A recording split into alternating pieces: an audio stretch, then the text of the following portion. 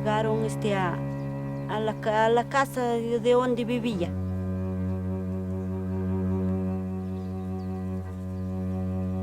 Yo les dije no, que no, y no, no, y no.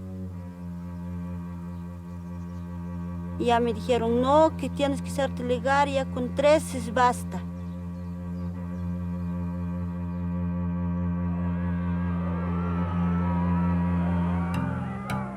Un millar en 1800, 3 en 1960, 6 en 2000, 7 pronto en 2012. En un siglo, la población mundial ha crecido como nunca antes. ¿Será una amenaza la bomba demográfica? Para muchos, esta es la mayor crisis de nuestro tiempo, después de la amenaza de la guerra atómica. Algunos piensan que el peligro es todavía más grande.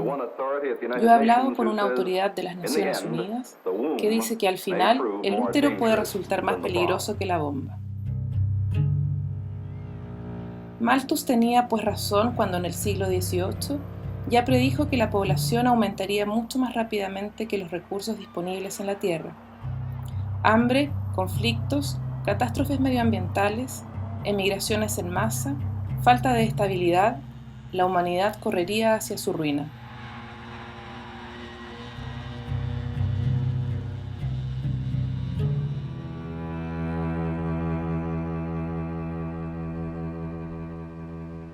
No me preguntaron nada. Simplemente callado me llevaron como a un animal a la sala de operaciones y... ¿Por qué me han tenido que cortar mi barriga? Dije. Entonces, no, te han curado para que no tengas hijos más. Ya no vas a tener más.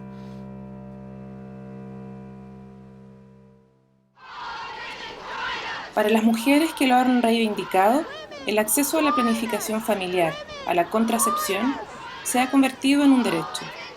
El derecho a llevar o no un hijo en su seno y a disponer libremente de su cuerpo. Pero frente a la superpoblación, frente a la pobreza, frente a un tercer mundo hostil, la planificación familiar ha llegado a ser incluso un deber. La limitación de los nacimientos, una prioridad de las políticas de ayuda para el desarrollo.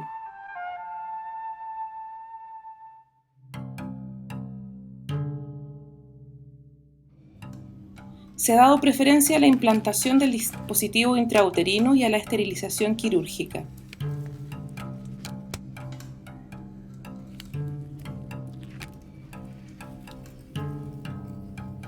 De este modo, en la India, China o Bangladesh y otros lugares, hombres y mujeres han sido esterilizados en masa, en aras de un control eficaz del crecimiento de la población.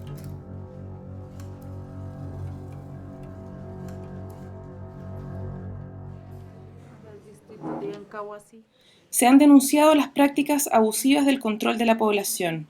Sin embargo, recientemente, Perú ha sido a su vez escenario de una campaña de esterilizaciones a gran escala y a la vista de todo el mundo. ¿Por qué millares de mujeres han podido ser esterilizadas contra su voluntad, mutiladas en su intimidad? ¿Y por qué sus voces siguen todavía hoy sin tener eco? Olvidadas, cuando no son instrumentalizadas por quienes niegan a las mujeres el derecho a la contracepción. Pero hasta el momento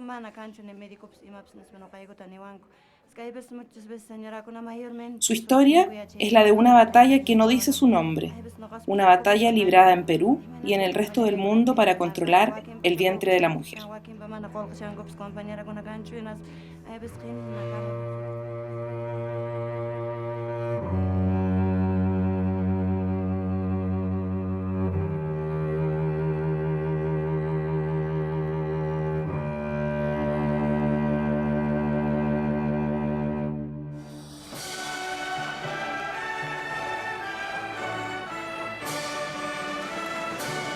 Todo comienza en 1995, en Pekín, en la Conferencia sobre las Mujeres organizada por las Naciones Unidas.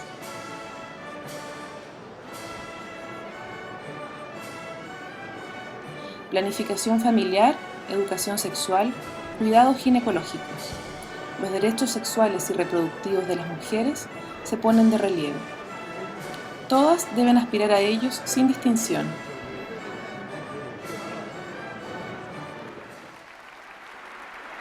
Los 189 estados representados se han comprometido a respetarlos. La emancipación de las mujeres se reconoce como la condición necesaria para el desarrollo y el progreso.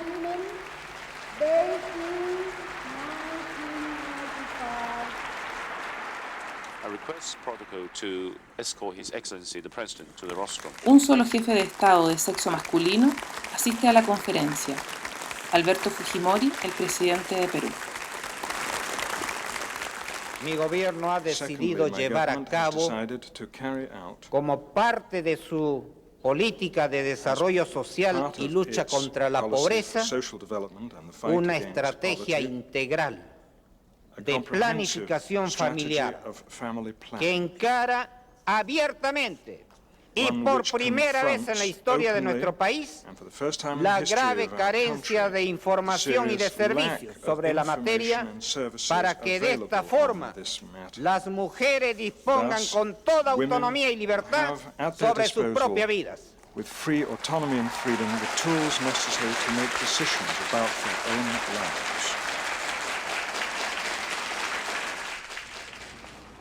El anuncio de Alberto Fujimori resuena como una promesa de apertura en ese pequeño país, uno de los más conservadores de América Latina. La mitad de sus 26 millones de habitantes se considera por entonces pobre o extremadamente pobre, apenas capaz de satisfacer sus necesidades elementales.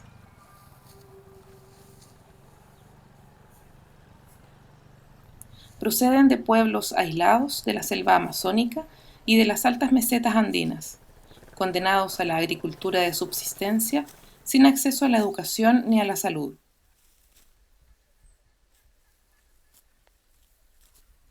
Son los indios, los descendientes de los incas. Muchos todavía hablan el quechua. En esta sociedad segregada, los blancos y los mestizos los apodan cholos.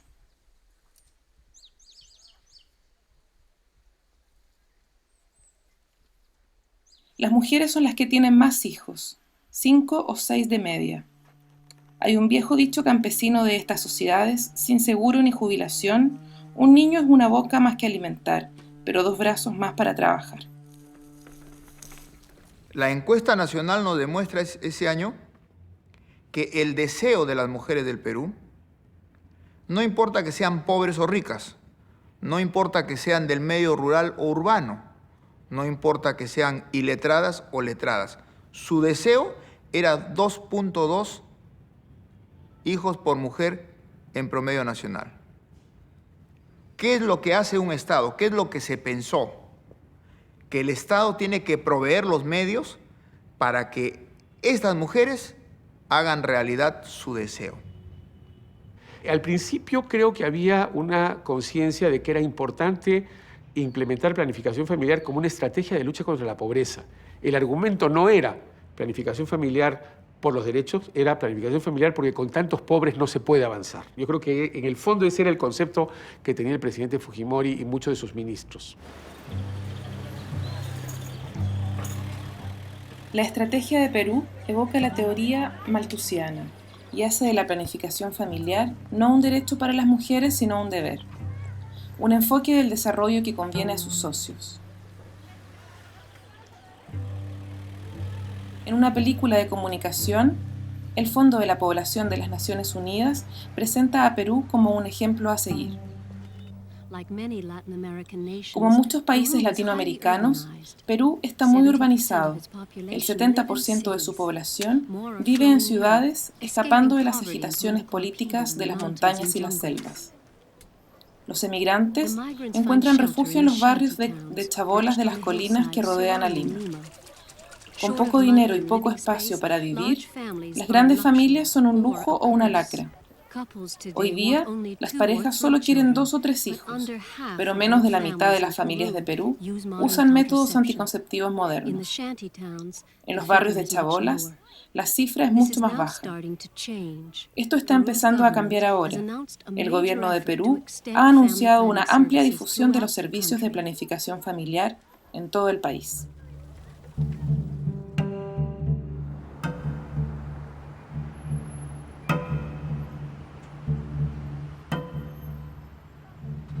El Banco Mundial también está de parte de Perú. Desde su elección en 1990, Alberto Fujimori lo ha solicitado. El banco debe ayudarle a salir de la pobreza y del subdesarrollo.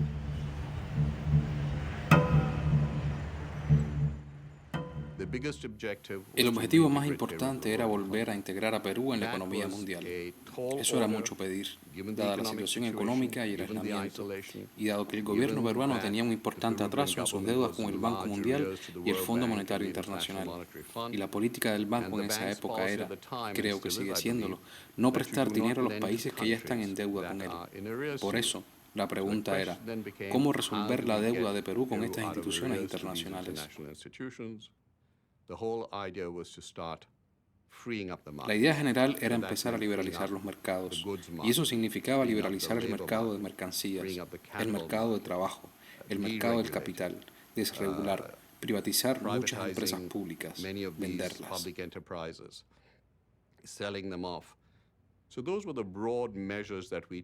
Esas fueron, pues, las amplias medidas que le aconsejamos al gobierno que pusiera en práctica y, tengo que decir, hubo pocos desacuerdos en ello.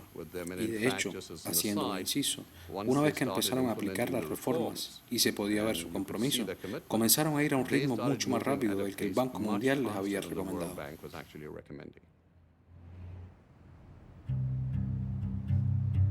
La liberalización de la economía es radical. Se trata del Fujichoque. Los efectos son rápidos. Se recupera el crecimiento, se frena la hiperinflación, la deuda se aligera.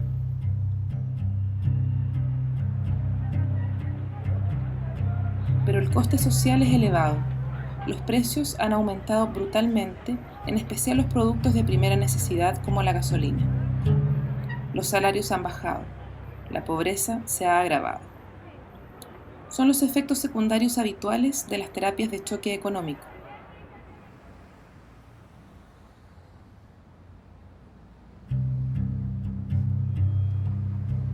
El Banco Mundial puede remediarlo concediendo sobre todo préstamos de ayuda para el desarrollo, préstamos sometidos a condiciones.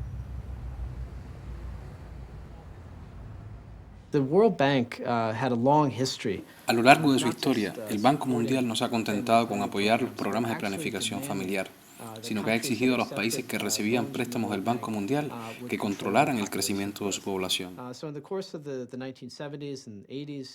Así, a lo largo de los años 70, 80 e incluso los 90, el Banco Mundial en algunos casos puso como condición para conceder préstamos que los países tenían que poner en marcha un programa de control de la población.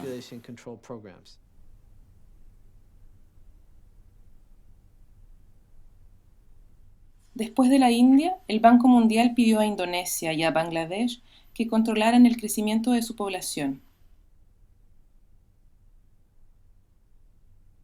En África, en los años 80, fue el turno de Senegal, Níger, el Congo, Kenia. El banco mantiene la misma política del hijo único en China. En todas partes, el descenso de la natalidad se presenta como una condición necesaria de la reducción de la pobreza, y no como una consecuencia natural de esta. Para actuar de forma correcta, el gobierno peruano también se compromete a controlar su demografía. De 3,4 en 1995, el número medio de hijos por mujer pasa a 2,5 en 2000. Es el objetivo principal del programa de planificación familiar, un objetivo drástico. El Banco Mundial lo acepta. Finalmente aprueba un préstamo de $150 millones de ayuda para el desarrollo.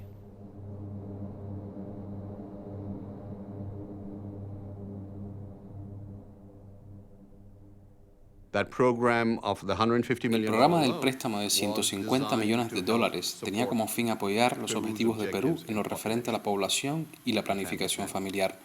La idea era reducir la tasa de fecundidad en el caso de Perú, porque era un recurso importante para disminuir la pobreza. El hecho de que las mujeres deben tener derecho a controlar su fertilidad o a tener los hijos que quieran o no tenerlos si no lo desean es una idea progresiva. El problema en lo que se refiere a la población es que no queremos que tengan esos hijos, ¿no es cierto?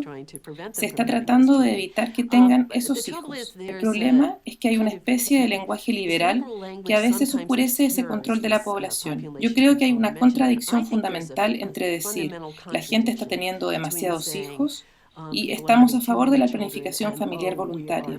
Yo creo que hay cierta tensión. Muchos partidarios del control de la población pretenden que es una situación beneficiosa para todo el mundo, que se puede reducir el crecimiento de la población respetando los derechos de reproducción de las mujeres. Pero como he dicho antes, los programas que tratan de reducir el número de nacimientos no respetan las decisiones de las mujeres.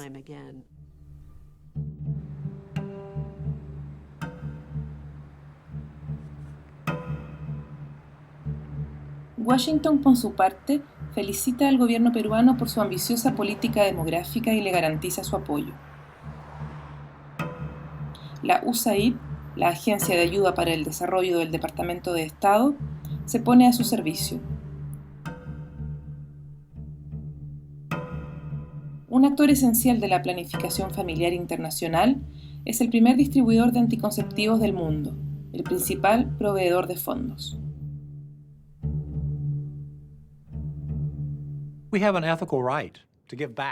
Tenemos que devolverles a estos países un derecho ético, y creo que la mejor forma de hacerlo, no la única, pero sí la más importante, es proporcionar a la gente información y servicios para que pueda formar la familia que desee en lo que se refiere al tamaño. Esa es una de las razones, una razón humanitaria, ética, filosófica.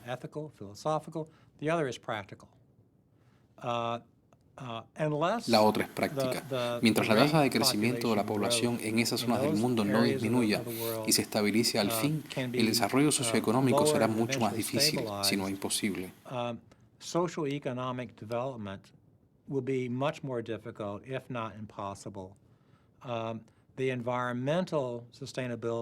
La sostenibilidad medioambiental del globo será mucho más difícil de conseguir con un crecimiento grande y rápido de la población.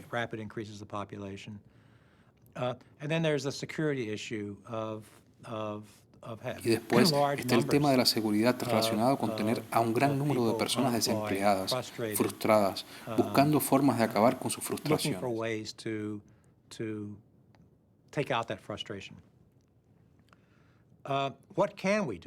¿Qué podemos hacer?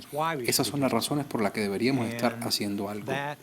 Y esto es bueno, no solo para los países implicados, sino también para la estabilidad global y la seguridad del mundo.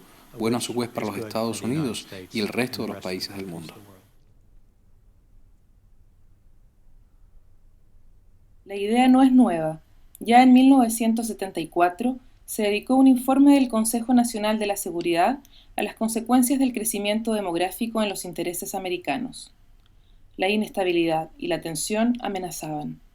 La promoción de la planificación familiar tenía que permitir protegerse de esas amenazas. Por entonces, el Consejo estaba dirigido por Henry Kissinger, el antiguo secretario de Estado de Richard Nixon. Este acababa de destacar por su apoyo al golpe de Estado del general Pinochet en Chile. Muchos de los cruzados de la Guerra Fría estaban preocupados no solo por la Unión Soviética, sino también por el aumento del comunismo en los países pobres y por la idea de que el comunismo se contagiara entre los estómagos vacíos. Por eso, muchos de ellos empezaron a creer que la forma de afrontar las causas profundas del comunismo sería, simplemente, reduciendo la tasa de población en los países pobres. Cuando Alberto Fujimori pone en marcha su programa en 1995, las tensiones de la Guerra Fría han disminuido, pero Perú sigue siendo una apuesta importante para los Estados Unidos. El país tiene fronteras comunes con 5 estados: Ecuador, Colombia, Brasil, Bolivia y Chile. Es un lugar estratégico en una región inestable, marcada por los movimientos de las guerrillas, el narcotráfico y una fuerte emigración hacia los Estados Unidos. Su prosperidad y su estabilidad son importantes. De este modo, Washington aplaude la liberación de la economía peruana. También apoya financiera y militarmente la lucha del gobierno contra la guerrilla maoísta de Sendero Luminoso, que hace estragos en las regiones andinas, las más pobres del país.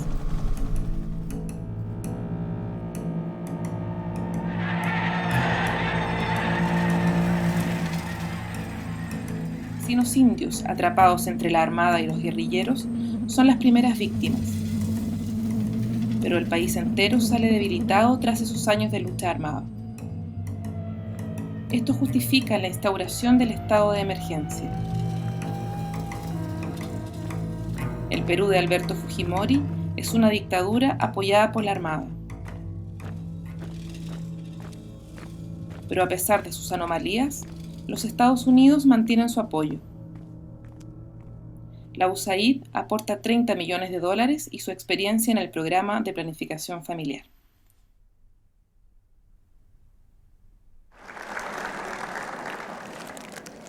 This flower is a tribute of a head of state to all women.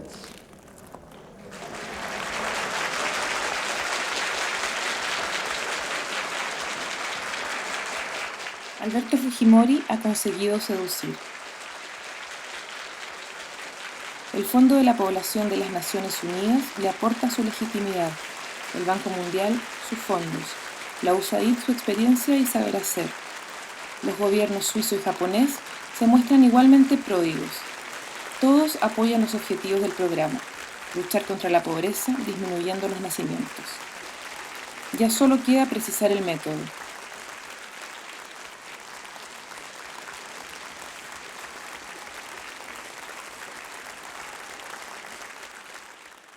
Primera etapa. La esterilización se legaliza en septiembre de 1995, por primera vez en la historia de Perú.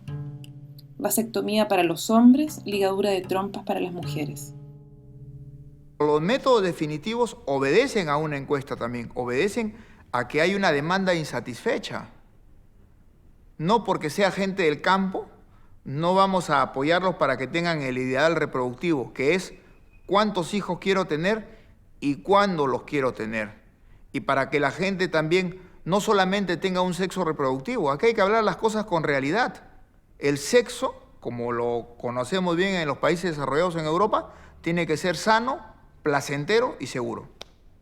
Eso es.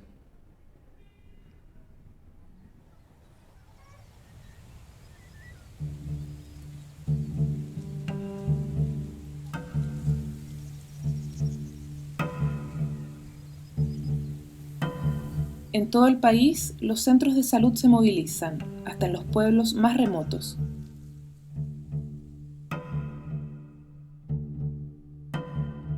Oficialmente, se deben proponer todos los métodos anticonceptivos, pero se da preferencia a la ligadura de trompas.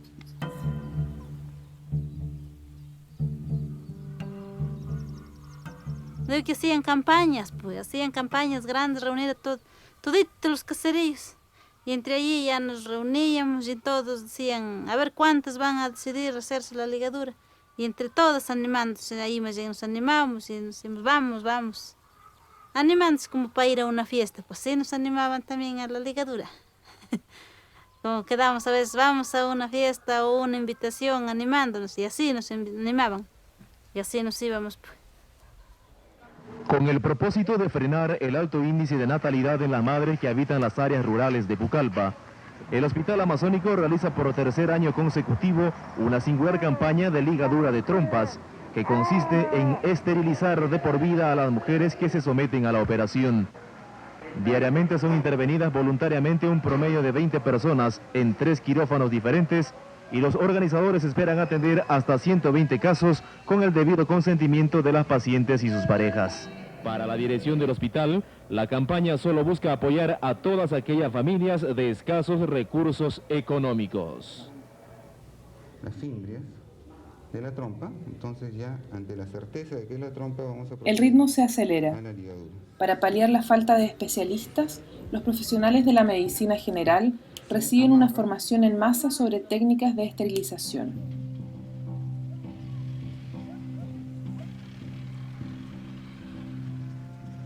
Una ONG americana participa activamente en la formación de los médicos. La AVSC, Asociación para la Contracepción Quirúrgica Voluntaria. Sus actividades están totalmente financiadas por la USAID. Teníamos la experiencia necesaria para la formación de personal en asesoramiento, con el fin de asegurarnos de que les ofrecían a las parejas, mujeres y hombres, todos los métodos anticonceptivos disponibles y, por supuesto, todo tipo de información sobre los efectos de un método u otro, además de la oportunidad de poder tomar una decisión informada en un lugar tranquilo y privado. Así que continuamos haciéndolo, pero insistiendo especialmente en la esterilización que se había convertido en la prioridad del gobierno nacional. Al principio, pensamos que sería una cosa buena para las mujeres, porque al fin tendrían acceso a ese método. En los años 60 y 70, el personal de la Asociación para la Esterilización Voluntaria decía que cuando intentaban promocionar el dispositivo intrauterino, el DIQ, era como disparar balas de fogueo. Era munición en una guerra, pero una munición que no iba a permitir ganar la guerra. Decían que la esterilización era como la artillería, y creían que la artillería sería más efectiva para vencer a su enemigo, el crecimiento de la población.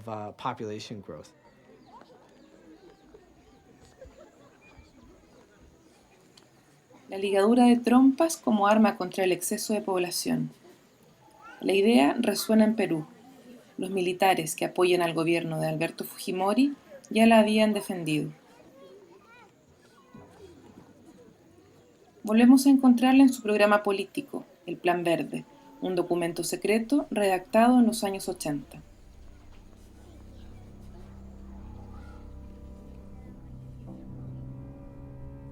Ha quedado demostrado la necesidad de frenar lo más pronto posible el crecimiento demográfico y urge, adicionalmente, un tratamiento para los excedentes existentes, utilización generalizada de esterilización en los grupos culturalmente atrasados y económicamente pauperizados.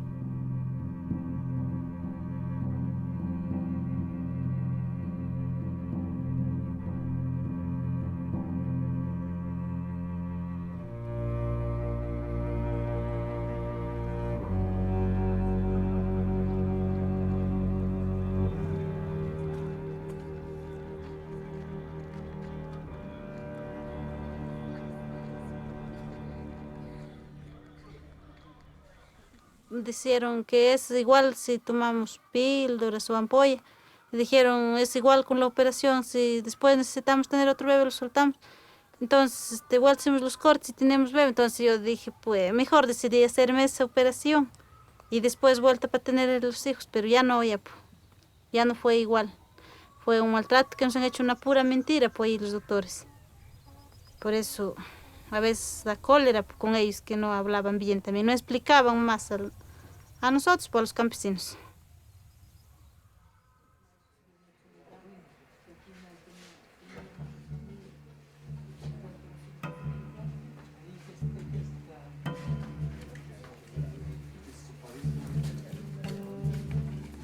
El presidente Fujimori está al corriente, mes a mes, de los progresos del programa. Como podrá usted apreciar, señor presidente, se ha mantenido el incremento en la producción de servicios de AQP, de acuerdo con lo previsto, ritmo que debe por lo menos sostenerse en los meses de julio a noviembre. Estos correos, hallados en los archivos del Ministerio, demuestran la exigencia de resultados impuesta al programa.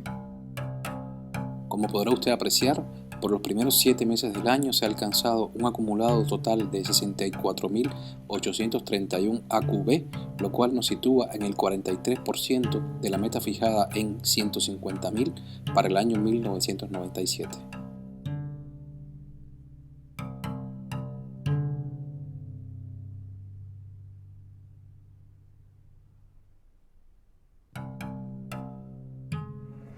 Un número previamente establecido de esterilizaciones al año para hacer posible el descenso de la natalidad decidido en altas esferas. Desde el Ministerio de la Salud, las órdenes se transmiten a las regiones, después a los distritos y luego a cada centro de salud del país. Los objetivos se convierten en el terreno en cuotas que hay que cumplir.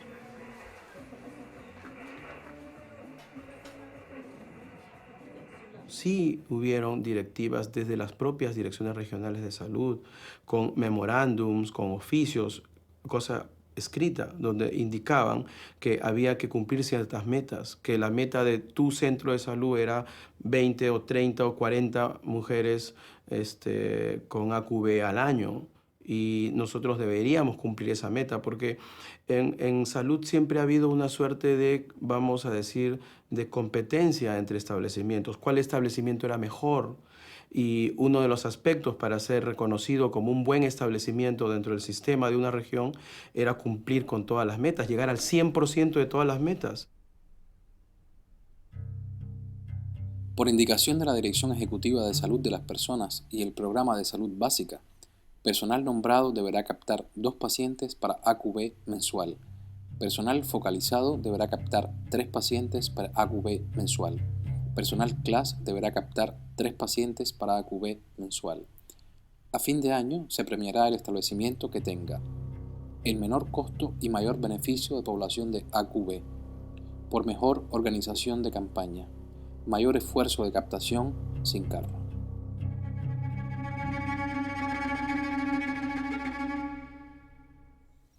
Y a mí me obligaron. Cuando tenía mi hijito, cuando nació, me dijo, ¿cuántas veces quieres parir? ¿Como conejo quieres parir? Como chancho estás pariendo. ¿Hasta cuándo vas a tener nomás? ¿Tienes carro? ¿Tienes molino? ¿Tienes Volvo? ¿Con qué cosa crees vas a criar a tus hijos? Sigues pariendo, así nos ha dicho, nos ha obligado. Entonces, ¿qué hacer? Ligarte. Y me dijo, entonces, de ahí, no me hace caso todavía.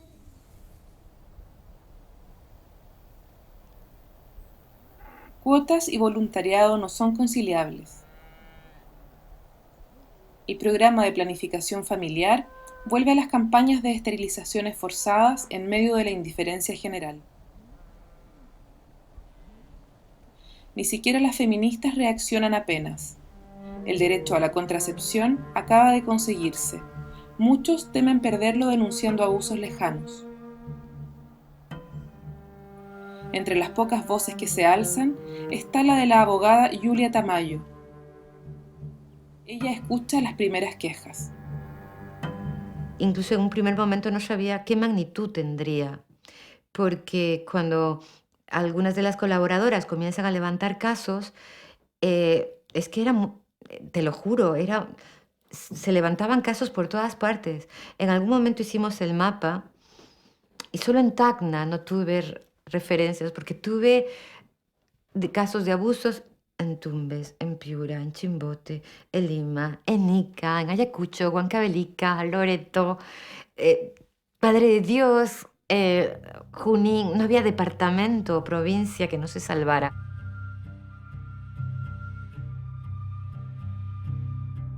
No estábamos ante un problema de falta de información, sino que estábamos ante un problema de coerción, de engaño y además, adicionalmente, ya de todo lo que luego de la esterilización venía, que es el desprecio por la vida y la salud de las mujeres, porque los derechos de las mujeres no eran lo que contaba, era el número de intervenciones quirúrgicas que se realizaban en el más pequeño tiempo, de la manera más barata y con nadie que lo mire, sin que nadie pueda enterarse de eso, ¿no?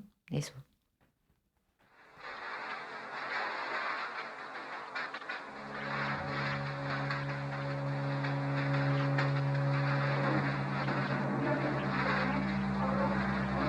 De frente me han llevado a la sala donde operaban y toda mi ropa me han hecho quitar, entonces de miedo yo temblaba, ¿no? Temblaba, entonces tenía miedo y hasta me habían dado pastilla para dormir, pero yo no he tomado esa pastilla para dormir. Y entonces Yo me he levantado mi cabeza así y yo me he visto cómo me han sacado la tripa y cómo me estaban cortando eso todo. Yo me acuerdo y después de hacerme eso también, y yo temblaba nerviosa, nomás me ponía, no podía ni hablar.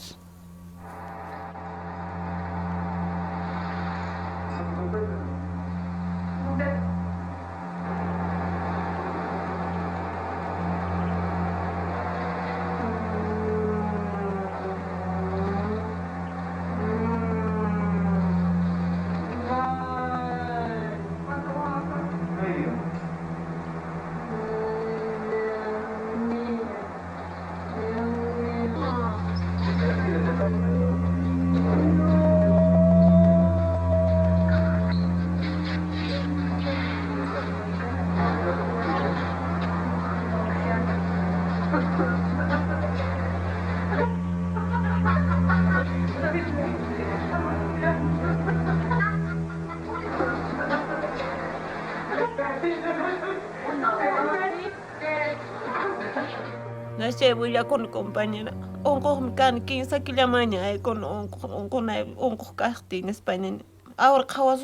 Después, cuando me he despertado, ya estaba abierta mi barriga.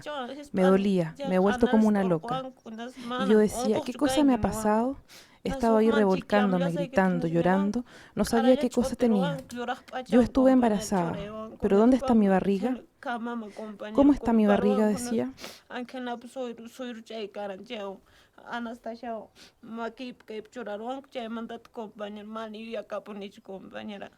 No, a mí nunca me han dicho nada. A mí me han dicho que me llevaban para chequearme. Si me hubieran dicho que me iban a ligar, no hubiera venido.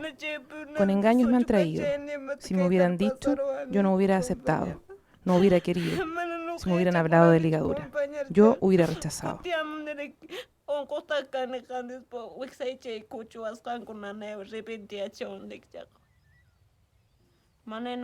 No sabía cómo no sé leer ni escribir, como soy analfabeta, no sé nada, ni siquiera lo que pensamos.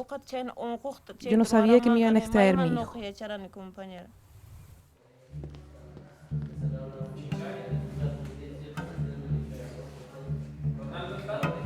Predilección por la esterilización, movilización nacional, objetivos fijados. El método se prueba.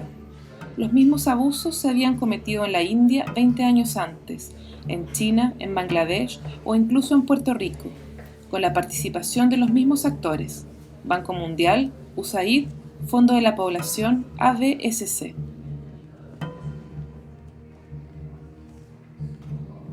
Sin embargo, todos conocen las anomalías de estas políticas de control de la población. Todos las han denunciado unánimemente en 1994 en la Conferencia del Cairo sobre la población. Y todos se han comprometido a defender la libre elección. ¿Por qué dejan que se reproduzca un programa semejante en Perú? ¿No podían intervenir y denunciar en concreto los objetivos fijados del programa? Esto debería haber representado una luz de alerta para todo el mundo, pero en esa época los objetivos fijados eran la norma. No solo en Perú, sino en todas partes. Los proveedores tenían objetivos de investigación del DIU, de pacientes que había que tratar. Ofrecían anticonceptivos semanal, diaria o mensualmente.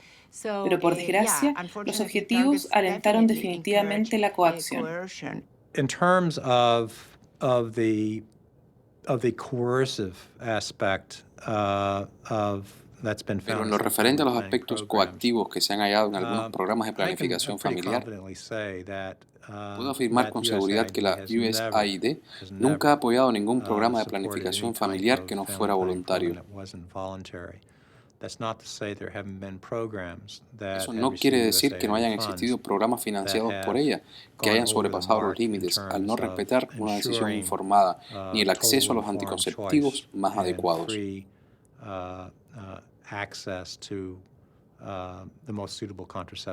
Esto ha ocurrido y desafortunadamente es algo inevitable en un gran programa que se ocupa de tantas grandes organizaciones en tantos países. Todos tratan de minimizar los abusos, pero cuando estalla el escándalo, ante la evidencia, todos eluden responsabilidades. A finales de 1997, La ADSC suspende brutalmente sus programas. La USAID interpela al gobierno.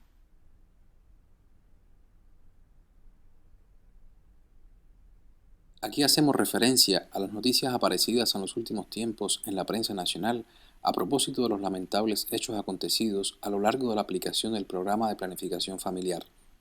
Hemos pedido la confirmación de que el programa de planificación familiar en 1998 no estará caracterizado por cuotas y objetivos fijados.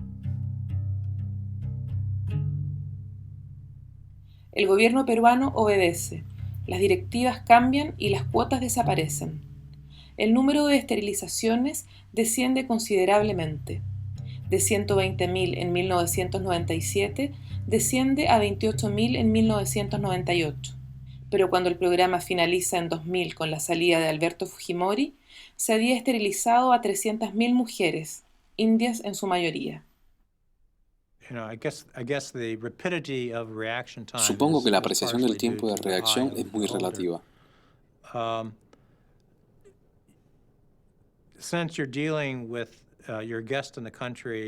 Cuando estás como invitado en un país y tienes relaciones con un país soberano,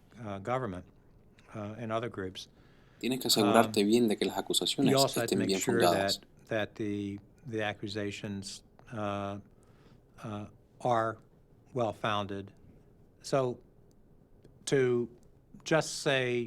Por tanto, no debes interrumpir la ayuda económica simplemente basándote en rumores o en artículos de prensa. Pero, aunque no puedo recortar los detalles, estoy seguro de que habríamos podido reaccionar de forma mucho más rápida.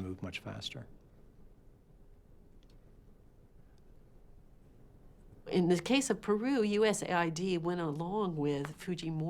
de Perú, este enfoque en términos de objetivos demográficos forma parte de una comprensión neo-malthusiana del mundo, de la pobreza y del desarrollo.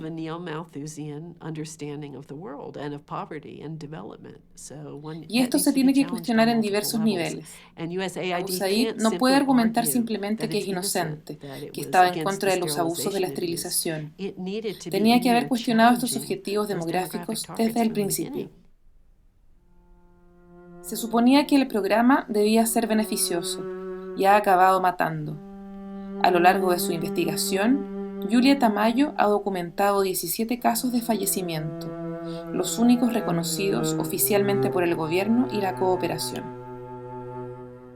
Ahora, las instituciones que usted señala, extranjeras, el LUMP, la ID, los gobiernos extranjeros, hemos tenido al CUE, señalan cómo Perú ha mejorado. La tasa de fecundidad creo que está en 2.4. Tenemos el crecimiento poblacional en 1.6 que nos está poniendo dentro de los países que están en modernidad. Eso no viene del cielo, eso viene porque se hace una política estructurada. Yo me cuidaba así naturalmente con hierbitas nomás. Y ahora digo, pues así nomás hubiera estado yo más sana. Ahora tengo un órgano que ya no sirve nada. Y me siento que ya estoy muerta ya la mitad de mi cuerpo, señorita. Yo siempre digo a mis hijos también, ya no tengan fe en mí porque yo pienso que ya estoy muerta. Con mis compañeros, otros mis compañeros ya están muriendo. Por esa razón yo digo a mis hijos, ya no tengan esperanza conmigo, así digo, señorita.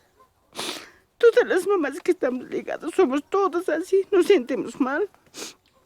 A una de mis compañeras ya está por irse. Y varias de las señoras que están ligadas también están muriendo. Y yo por eso yo digo, ya estoy muerta, ya no tengan fe en mí, porque yo pienso que ya estoy aproximadamente por culpa de esa ligadura.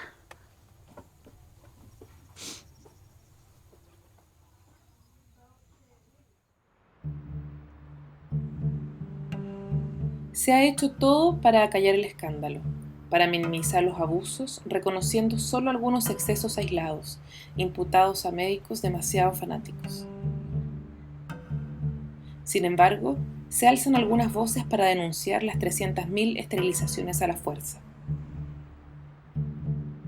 El asunto va más allá de Perú. Llega a debatirse en Washington en el Congreso de los Estados Unidos.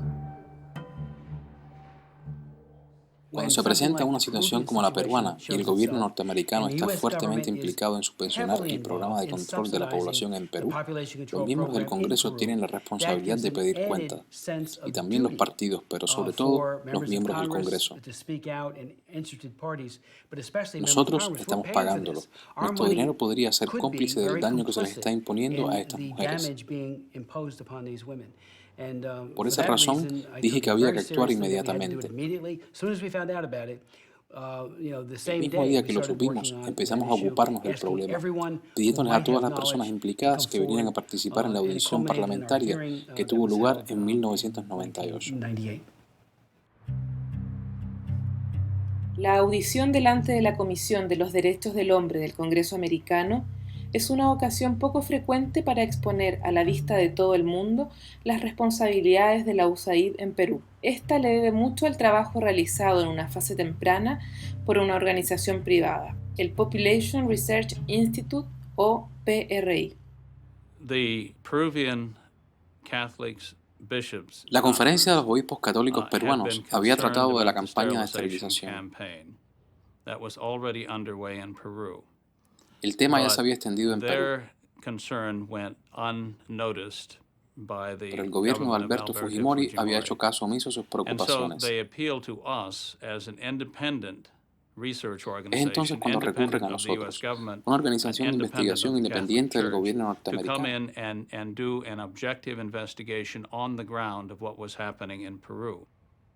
Y quisimos llevar la escena de la acción de Perú a Washington, D.C., porque sabíamos que era allí donde se habían apoyado el programa.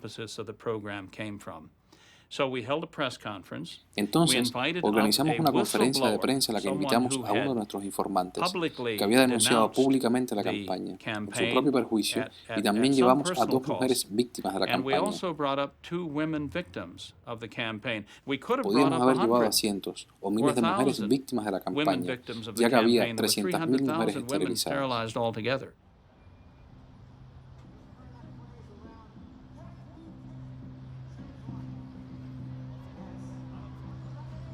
¿Cuál es en realidad la misión del PRI? ¿Y por qué se ocupa de ese modo del asunto peruano?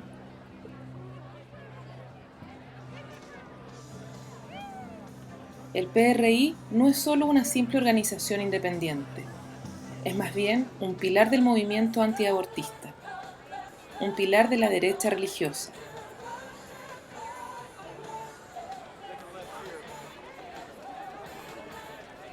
Su misión es internacional, señalar las anomalías de los programas de planificación familiar para demostrar que siempre y en todas partes contracepción rima con coacción.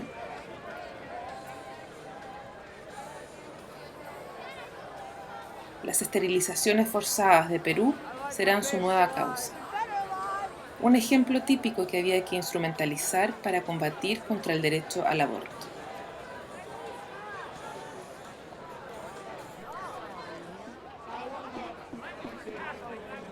La red estaba en su lugar.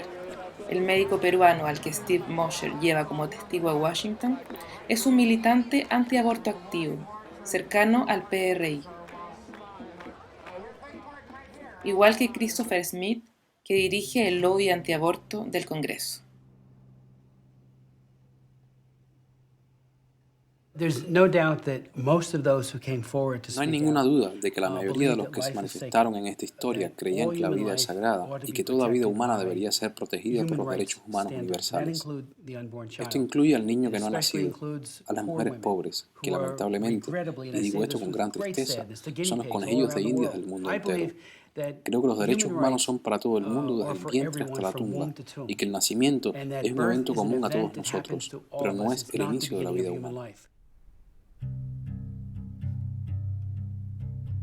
En semejante contexto, ¿a qué conclusiones llega la audición parlamentaria? La Comisión le reprocha a la USAID sus ambigüedades, la promoción de la planificación familiar con fines de control de la población, pero al final exime a la agencia de toda responsabilidad directa en las campañas de esterilización.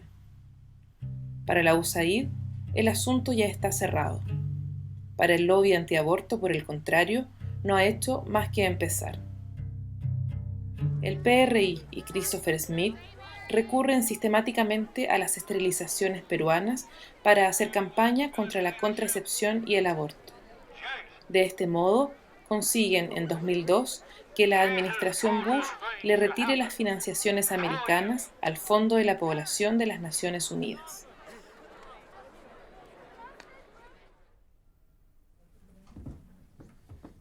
La ONU no está implicada en estos programas de coacción, pero apoya y trabaja con agencias que sí lo están, y nos vimos obligados, a la vista de la información recogida y de la ley, a hacer un análisis legal y a decidir cuál era el papel exacto de la financiación norteamericana. Y en ese momento decidimos no financiar el Fondo de la Población. El fondo alentó los objetivos demográficos de Perú y tardó en reaccionar ante los abusos, pero es también una institución en mutación que volvió a plantear oficialmente el control de la población para defender los derechos sexuales y reproductivos de las mujeres. La retirada de la financiación norteamericana no permitirá un auténtico debate sobre las responsabilidades y los métodos del Fondo de la Población. Por el contrario, los 240 millones de dólares perdidos habrían permitido asegurar los tratamientos para 2 millones de mujeres embarazadas al año y prevenir casi 5.000 fallecimientos durante el alumbramiento. Las redes antiaborto han demostrado su fuerza. Actualmente, todavía, la mayoría de los países niegan a las mujeres el derecho a interrumpir su embarazo, ya sea prohibiéndolo completo o sometiéndolo a condiciones. Sin embargo, los abortos clandestinos nunca han disminuido, siguen siendo la primera causa de mortalidad de las madres. Por una parte, está el sistema de control de la población que tiende a controlar a las mujeres como un objetivo de la política de desarrollo, a controlar su fertilidad, supuestamente para disminuir la pobreza y la degradación medioambiental, etc. Por la otra, la derecha pretende controlar la sexualidad de las mujeres por una amplia gama de razones, que en realidad no solamente tienen que ver con el aborto. Se trata más bien de reforzar unas normas patriarcales, la llamada familia tradicional, en el marco de una ideología política y económica de derechas. Creo que esto es algo que hay que recordar. Así, la fertilidad de las mujeres es estratégica para ambas partes y, en cierto modo, es como un tango político, bailado entre las dos políticas de población.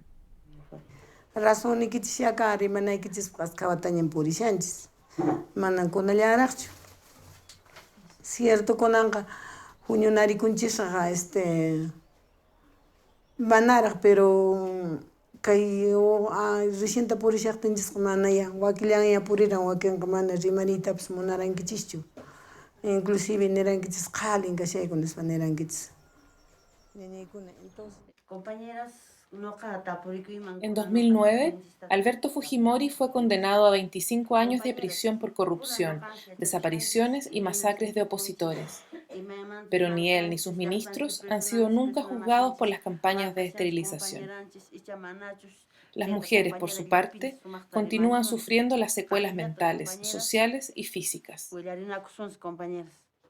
¿No es cierto, compañeras? Nos dice que somos unas correteadoras, por ser una correteadora, se han hecho tapar vuestros votos, así nos dice, para aprovechar de eso, dice que nos hemos hecho ligar, nos hemos hecho tapar, toda esa clase de mujeres que son tapas, son así, correteadores, no se contentan con uno nomás, así nos dice señorita.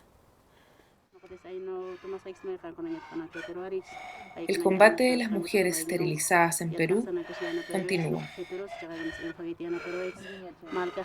Y desde sus pueblos lejanos sus voces resuenan. Eco de esas batallas que tienen lugar continuamente en todos los lugares del mundo para defender el derecho de cada uno a disponer de su cuerpo. Un derecho siempre amenazado.